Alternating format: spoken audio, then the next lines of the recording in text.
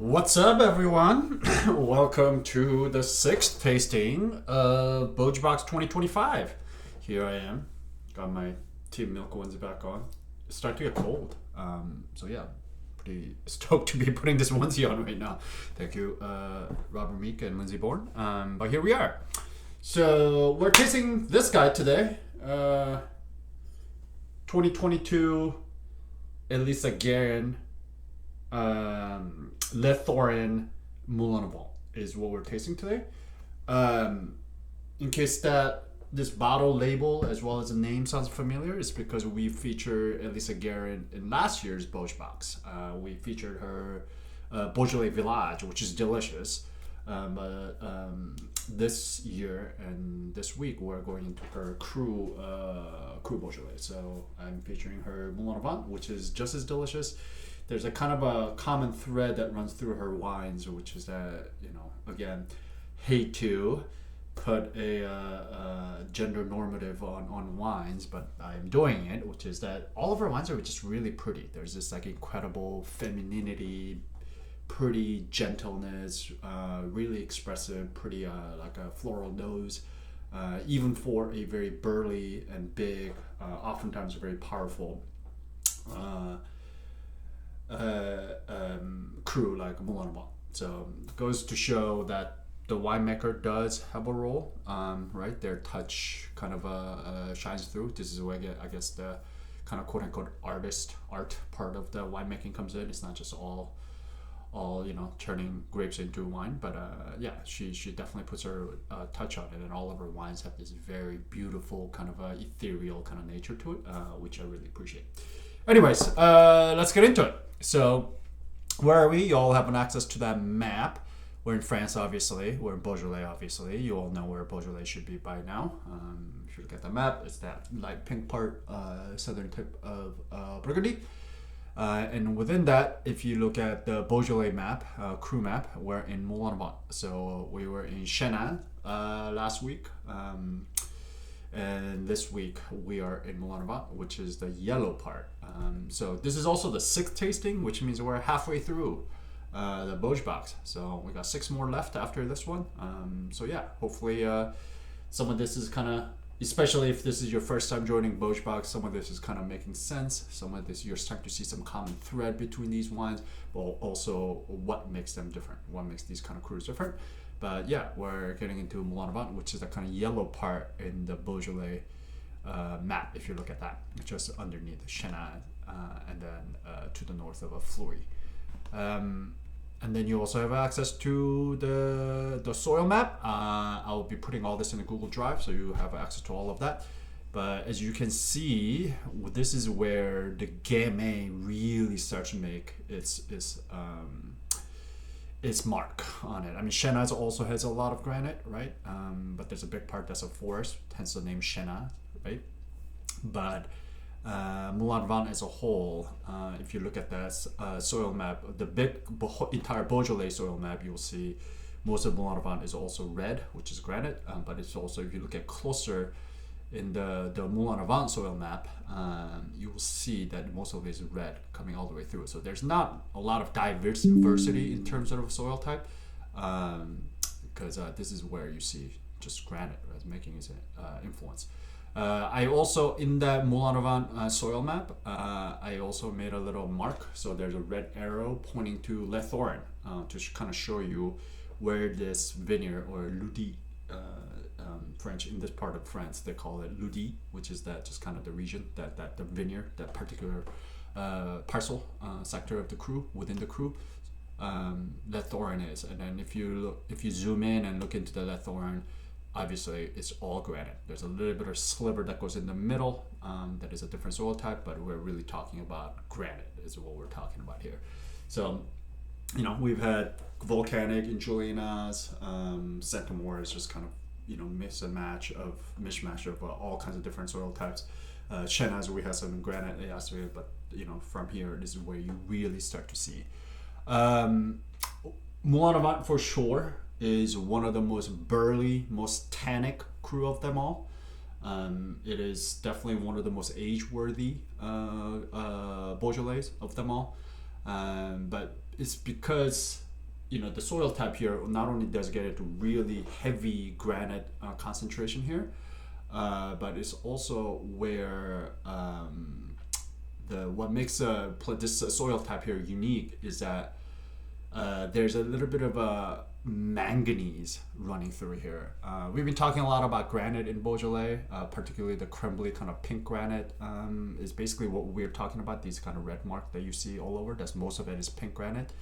And Moulin-a-Vent definitely has a lot of that, as you can see on the soil map. But here, what makes Moulin-a-Vent a little different, and despite granite usually causing fruit profile to a lot more red and poppy, but here Moulin-a-Vent that gets really deep, really dark, much more blacker kind of a fruit quality, as well as much more tannic. And that's a lot of that is because of it has a manganese running through its soil. So manganese is actually toxic to grapevines. So actually it reduces the yield, right? And that's oftentimes a good thing. Yeah, it makes the grapevine suffer and struggle. But when it has to struggle because it's a little toxic, it reduces the yield both vegetably as well as a fruit formation. So a lot of the fruit that comes in here gets really concentrated. So you get this great concentration, great complexity, which is what you want and what you need for wine that's gonna age for a while. And because it's grown on this really infertile soil, it puts out a lot of that tannic, that polyphenolic compounds in the wine, which also again helps with the aging of the wine. And you'll see this, and earlier I said I had to put gender normative on wines, but they often call Moulin-a-Vent the king of Beaujolais because it's burly, muscular, tannic, and all of that. And next week we're going to taste Fleury, which is again its own gamay, but the fruit profile is completely different, and we'll talk about that. Why? And of course, when I say these things, these are very widely generalized. Obviously, within each cru, there are outliers. It really depends on where within that cru also things can really be different. But in general, Moulin-a-Vent is just really tannic, burly, big, kind of a king of Beaujolais. And Fleury, what we're going to taste next week, is oftentimes referred to as queen of Beaujolais. So it's the fruit profile there tends to be much lighter, brighter, red fruit dominant, and then just beautiful, like a floral compound. Really expressive, beautiful, kind of pretty wines come from Fleury in general again, hence the name Fleury, like from the flower. A few other things I just kind of want to point out real quick. If you look at also that map, the Moulin-a-Vent soil map with the red mark that I sent you where the Thorins is, you'll also see that there's a town of Chenas is like right there. And you may be thinking, oh, that's weird. Why is Chenas in Moulin-a-Vent? But it's one of those perhaps useless, but maybe one of these if you're ever at a wine, a trivia night or something, and then this question comes up, now you'll know. But Chenas is actually in Moulin-a-Vent. So back in the days, by the way, all these crus are usually named after a town within their cru. So Chenas, where the town of Chenas is, it used to be in Chenas. But over time, because of geological formation and different things, they drew up the delimitation line outside of town of Chenas. So the town of Chenas is actually in Moulin-a-Vent cru. So yeah, just wanted to put that out there in case you're ever visiting there and decide to go visit town of Chenas. Know that it's in Moulin-a-Vent, not in the cru of Chenas. All right, let's see. I think that's about it. If Moulin-a-Vent is a good candidate, if you ever want to, purchase a few bottles and lay it down and then kind of go back to it over the years, this is definitely a good cru to do that. Cool. Who makes this? I'll be sending out all this will be in your Google Drive folder as well. Picture of Elisa. Elisa Guerin will be in there. Also, where she particularly grows this wine, there's a lot this kind of mixture of, it's a sandy soil with a decomposed granite, there's a clay, quartz, and then there's some iron oxide in it as well. That kind of soil type is called Gora. So there's a picture of that soil type that she's holding it in her hand. That's also the Google Drive folder if you want to take a look at what kind of soil this is grown in. This is also quite a bit of old kind of a vine. So there's a picture of the old vine gamay that was planted in 1966, so 60-year-old vines, 60-plus-year-old vines at this point, that in a goblet bush train, which is super cool. And then there's actually a picture of Moulin-a-Vent, which is the Moulin-a-Vent, by the way, in French means windmill. So there's an actual windmill in the town of Moulin-a-Vent, or in Moulin-a-Vent. That's what's named after. It's a hilltop. If you go there, you can visit. Like if you drive through it, you'll see this windmill. There's a picture of that in there. Exactly what this is named after. This cruise is named after.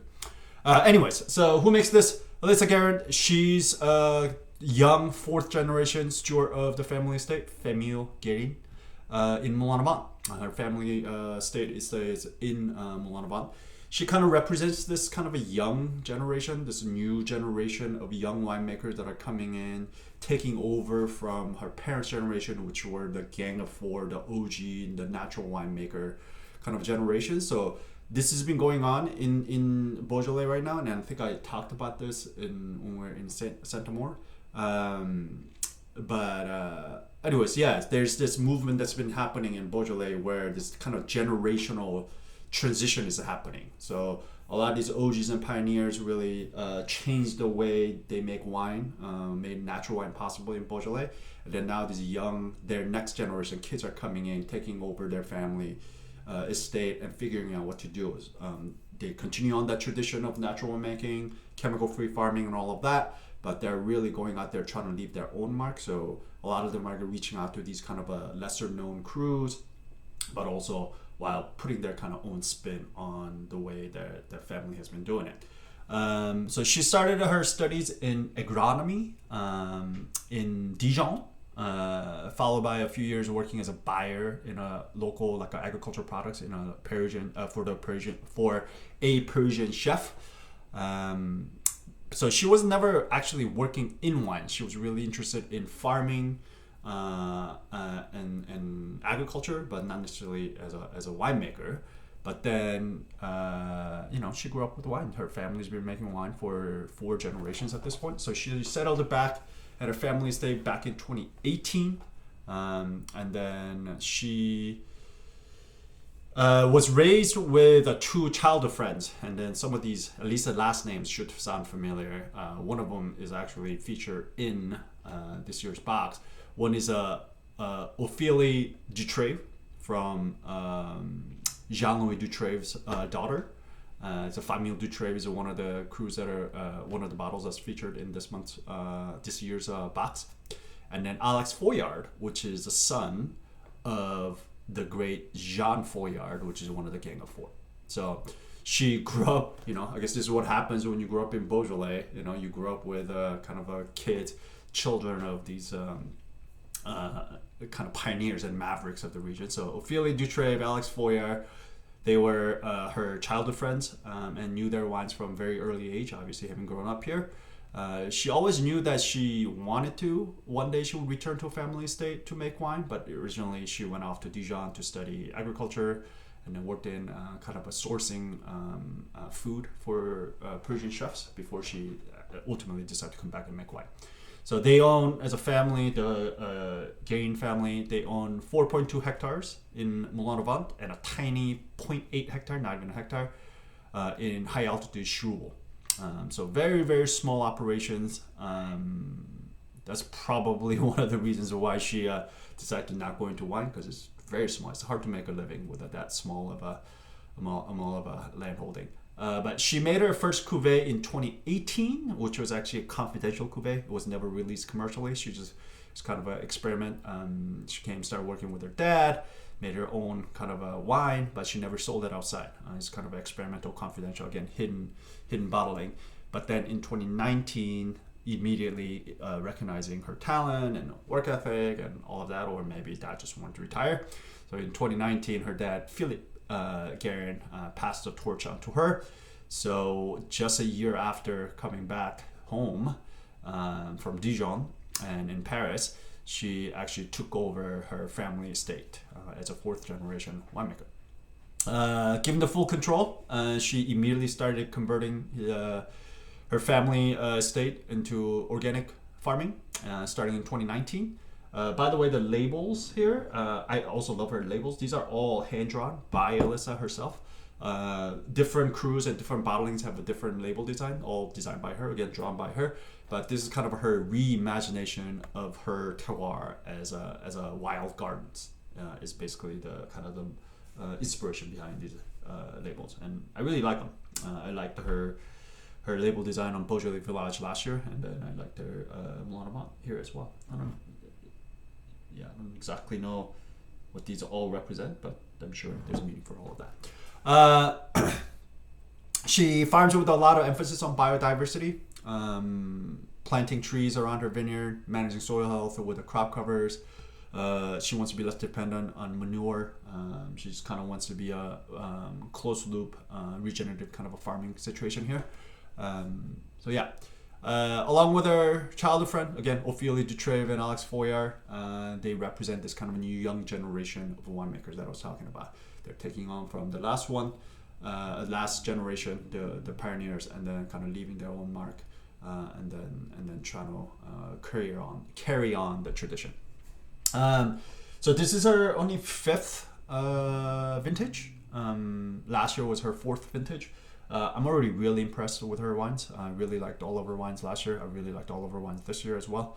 Not unfortunately, I just had Beauj Village last year, so we're doing Moulin-a-Vent this year. Maybe if we can get enough of her Chou, maybe we'll feature her next year. But every year her wine is really, really just beautiful. That's the word that I use the most to describe her wine. It's just really beautiful, pretty, just kind of really harmonious, well-crafted wine. So yeah, really interested to see her journey as a winemaker. I have no doubt that she's gonna make her name as a Beaujolais winemaker. So yeah, keep your eye out on Elisa Guerin, because mark my words, she's gonna be. If she continues on this path, I think she's gonna go down as she's already making her mark, and she's gonna make a name for herself. So, what is this wine? Like I mentioned, this is a 6-year-old goblet train hand harvested Gamay. There's a picture in the Google Drive from a single Ludi or vineyard of Le Thorins. All grown on soil type called Gora, like I mentioned, as a sand made of a decomposed granite, quartz, clay, and iron oxide. This wine itself is a semi-carbonic, so not as super poppy and high tone as that we've seen like in Saint-Amour was a full carbonic, so a very different kind of fruit profile. Semi-carbonic in temperature controlled concrete tanks. Fermentation lasts about 15 days with a daily pump over, and then additional aging takes place. She ages a little bit more, 80% of it in concrete tanks for 12 months, and then 20% of it in small neutral barrels for 9 months. That's just to kind of let the flavors meld, let the kind of sharp edges kind of round out. And then she does give, I was actually a little impressed and surprised to see this, but she actually gives her sulfite regimen on her tech sheet. So she actually gives sulfites twice in this wine. So 10 milligrams per liter, so 10 ppm, added at racking. So right after fermentation is done, letting it settle. And then when she takes the wine and then puts it in, siphons off the clear portion after you let it settle. That's called racking, and putting in a different aging vessel. Like I mentioned, the concrete and the barrels. She adds a little bit touch of 10 milligrams of sulfites, and then later on, right at bottling, she adds additional 5 milligrams per liter at bottling. So total of 15 milligrams per liter of added sulfites, which is really nothing. That's not much at all. But just wanted to, because of the information is available, I just wanted to give you let you know that. Also, for those of you who are not familiar with this thing, I've talked about this in the regular 6 Foot Wine Club monthly clubs quite a bit. But when you use sulfites is actually a decision making point for winemakers. So sulfites is a antiseptic, so it just kills off bacteria, it kills off enzyme, it just kills everything, good and bad. So oftentimes when you use that is a big, not only how much to use, but when to use it is a big decision making point. So in a very conventional winemaking, as soon as the grapes or fruits come into the cellar, they spray it with the sulfites just to kill off everything. So it's just like sterile grapes, and then they use lab grown yeast and they pitch it there in the name of predictability and control and all of that. But in the natural winemaking world, we kind of look down on that. We don't like doing that. We like to use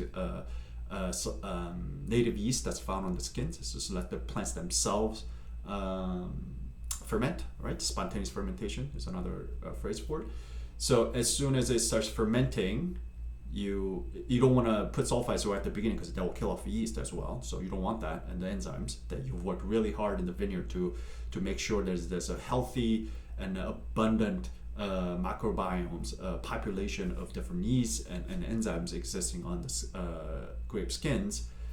But so you don't want to kill that. So you don't want to usually spray sulfites right before, right after it comes into the cellar. So usually let it ferment, right? And then oftentimes a lot of winemakers won't even sulfite at all the way till just at the bottling, just to make sure that things don't get crazy, especially the ones that have to travel across the Atlantic Ocean and then get exported out to different countries. They usually add a little bit of sulfites just to make sure that it doesn't do anything funky. There's no secondary fermentation that happens inside the bottle and all of that.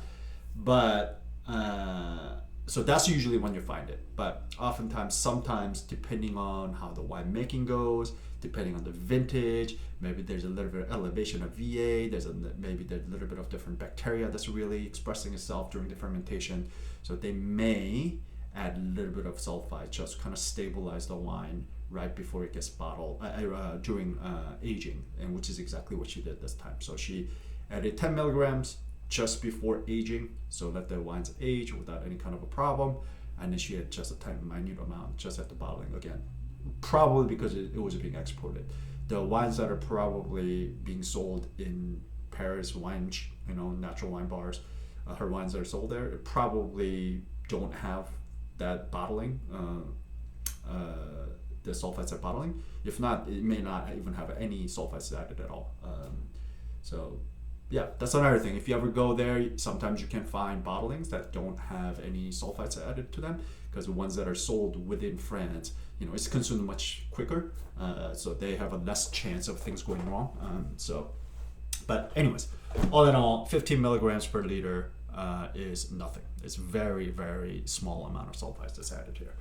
Bottled with no filtering, no fining. I mean, this is a very much of an honest, kind of a straightforward wine here. Very, very traditional in terms of winemaking. This is exactly kind of stuff that you see a lot of in Beaujolais. Semi-carbonic in concrete tanks, maybe with a touch of wood. But yeah, that's what we got.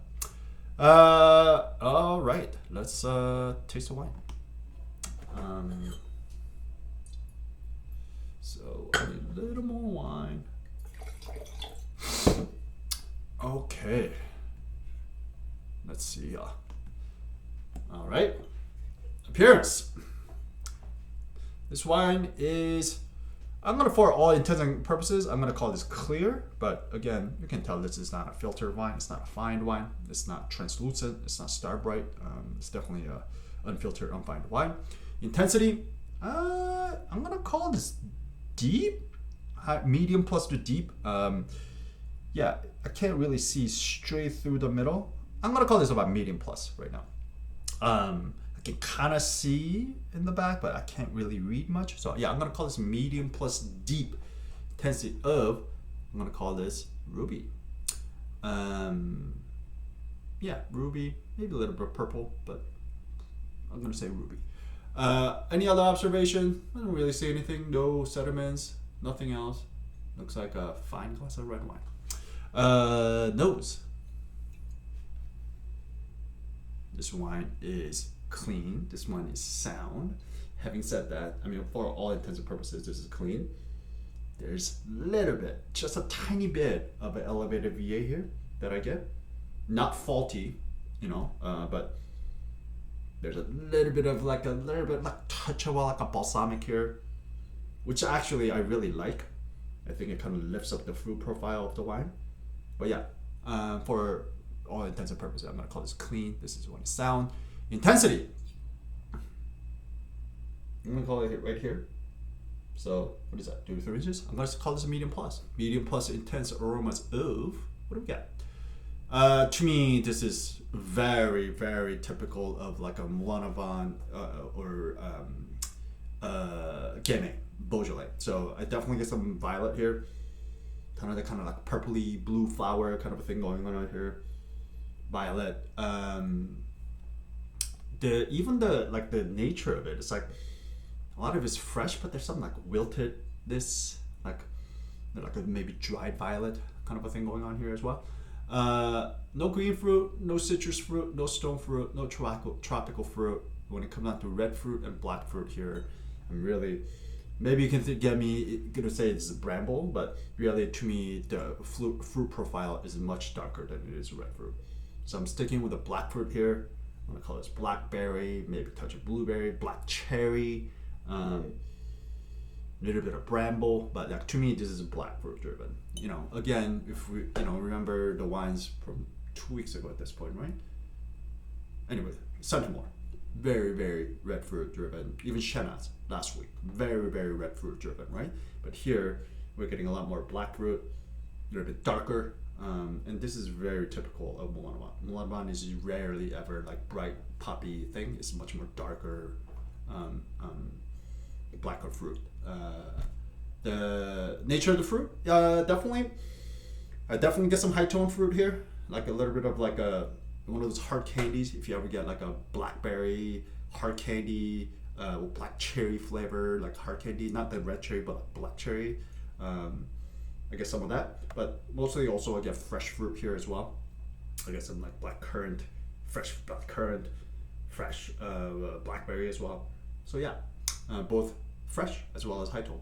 Herbaceous herbal. To me, there's no like greenness here. All the fruit is really ripe. All the fruit is really well farmed, fresh. But there is a touch of savoriness here to me. To me, it's like almost like a little bit of like a tea leaf, like a black tea leaves, something like that. Like there's something savory here going on here. Not necessarily spice round, but yeah, just a touch of that. So yeah, maybe going into, yeah, there's nothing really spicy here. And then the minerality.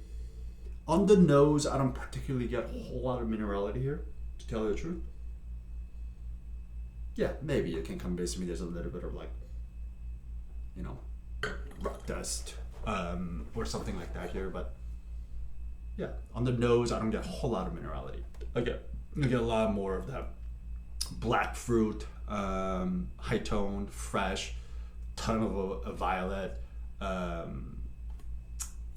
yeah, a little bit of VA, that like a balsamic thing that like lifts all that black fruit out, lifts the fruit profile out of this thing.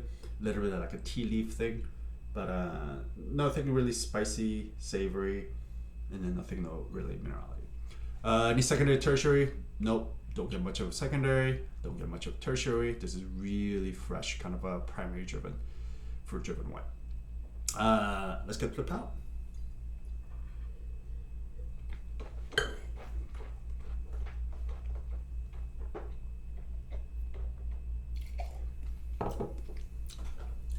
This one is dry. Acidity. I'm gonna call this about like high end of medium, low end of medium plus. I think I'm gonna call this actually medium. It doesn't seem like super high in acid, but yeah, medium acid. Tannin. There's definitely some tannin here. Move it around. If you're not feeling it, move it all around. Yeah, Listerine it.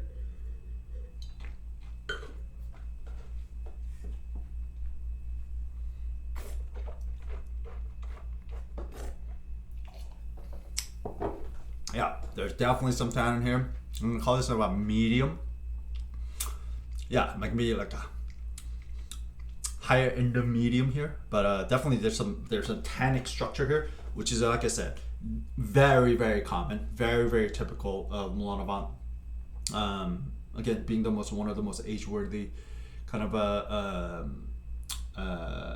cruise. Yeah, this is there's definitely at least for me, there's a noticeably higher tanning level here than the rest of what we've tasted so far. Shenna says a little bit, but to me, this one particularly really shows through. I may even call this medium plus going into it, but like, yeah, right now I'm gonna call this medium. As I taste more and more of it, I may change my call, but right now I'm gonna call it a medium, high end of medium tannin. Alcohol.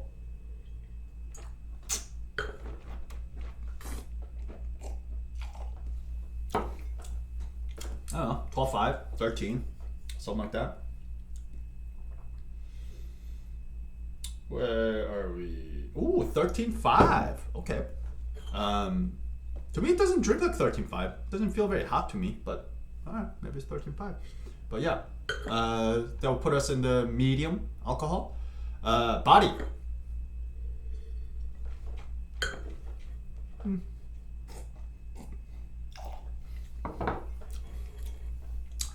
Medium, like 2%. Yeah, I'm gonna call this about medium. Most of we don't have to talk about it.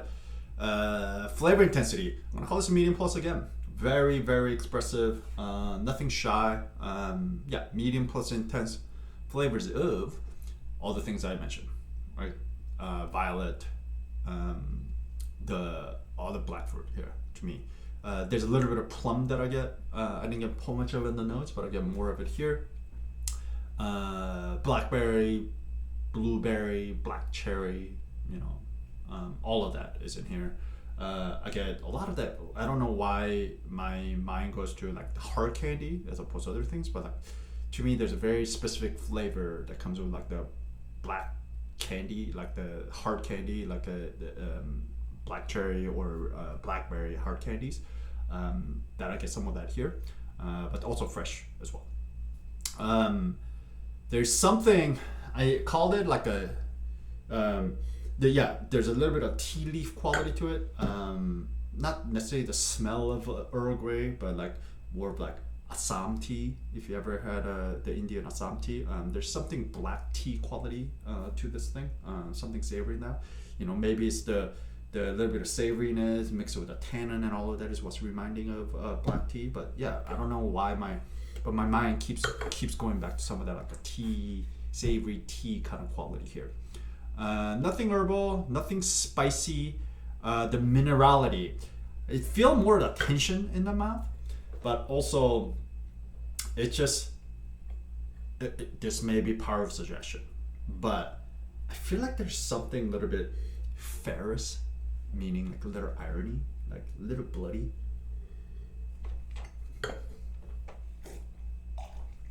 I feel like there's something a little like rusty, like a rusty nail kind of thing going on here.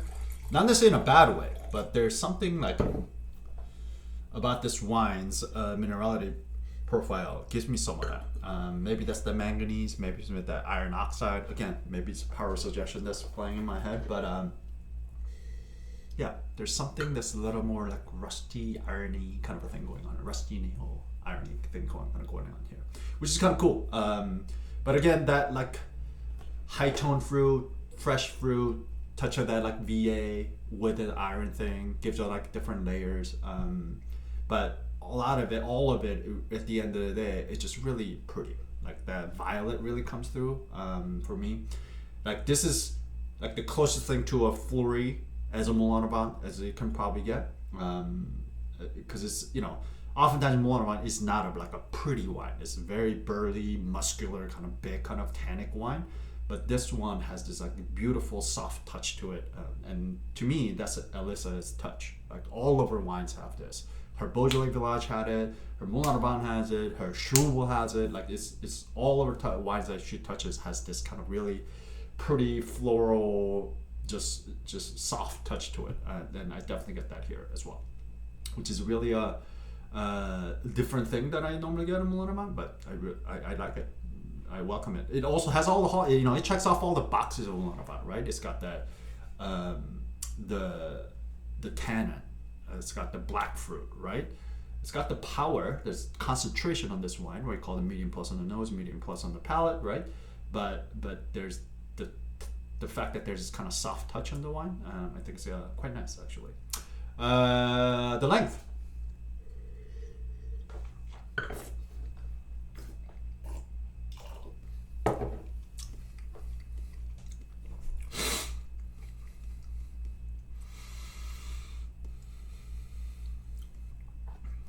I'm gonna call it medium plus. I mean, it's still going up.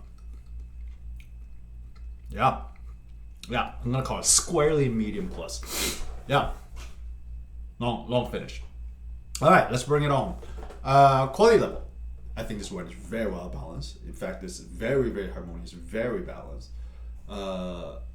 Concentration, we call it medium plus on the nose, medium plus on the palate.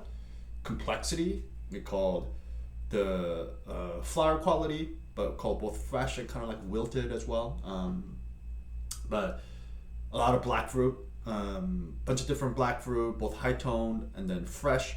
There's a little bit of that tea leaf thing going on, a little bit of like an irony, crushed rock, kind of a minerality going on.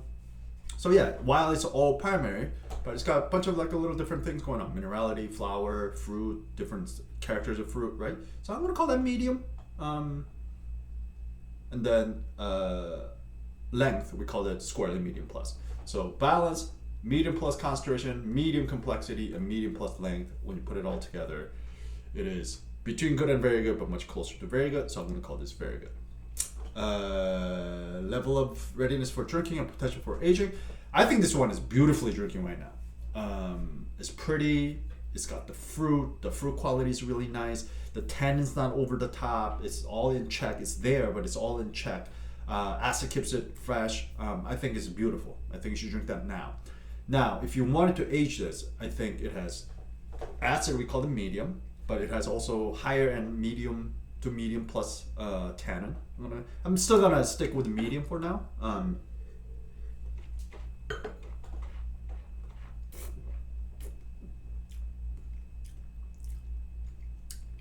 I don't know. Maybe it's like moving into medium plus territory here, but it's got some tannin for sure. So yeah, it's got some tannic backbone. So it's got the backbone for it to age, and Moulin-a-Vent usually does, as this one does.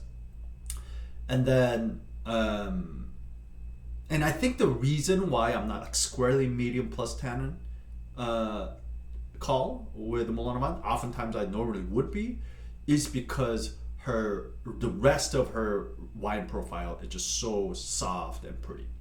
Had this been more burly and concentrated and then kind of like a punch you in the face kind of a wine, I probably will go straight to a medium plus. But just knowing how soft and pretty this wine is, I think that it kind of plays down the tannin profile here. But it's definitely there's solid tannic backbone here. So good backbone, medium plus, just bare, somewhere between medium plus tannin. And then we have concentration, medium plus, complexity, we call it medium. So all that concentrated fruit and flower and all those things will maybe turn, adding more complexity to the wine, right? Complexity is the only thing we call medium. Everything else we call medium plus. So I think there's possibility here, and also knowing how well Moulin-a-Vent can age. So I say, drink this now. I think it's beautiful now. But if you want to lay this down and come back, I think this can easily age for another 5 to 8. If not more. But I think 5 to 8 is easily. I think the 5 definitely. By the time it gets to 8, it may be like a peak, But I would say lay this down, get like 4, 5 bottles, 4 or 6 bottles or something, and then come back in 2 years. Drink it like every 2 years. Check back in 2 years. Check back in 4 years, check back in 6 years, right? And then I think that's a good way to experience this wine and its entire like a journey. But I think 5 to 8, no problem.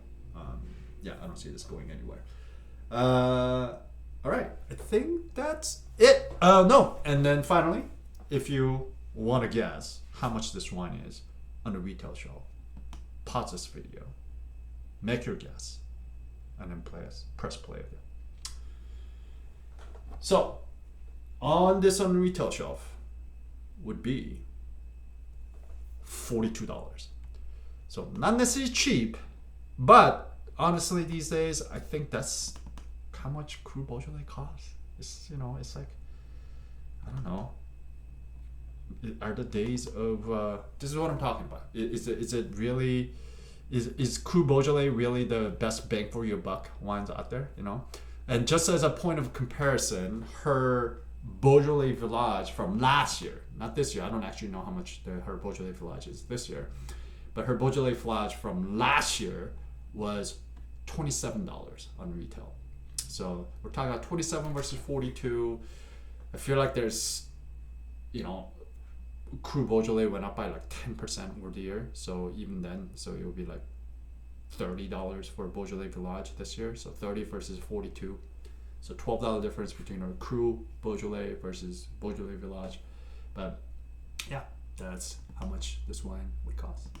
All right. If you have any questions, you know where to find me. You can email me, text me. I suppose you could call me if you really have some urgent wine questions. But yeah, you know how to reach me. Otherwise, happy Valentine's Day for y'all. Sorry that I did not wish that at the beginning of the call, but if you celebrate that. And I will see you all next week. Toodles.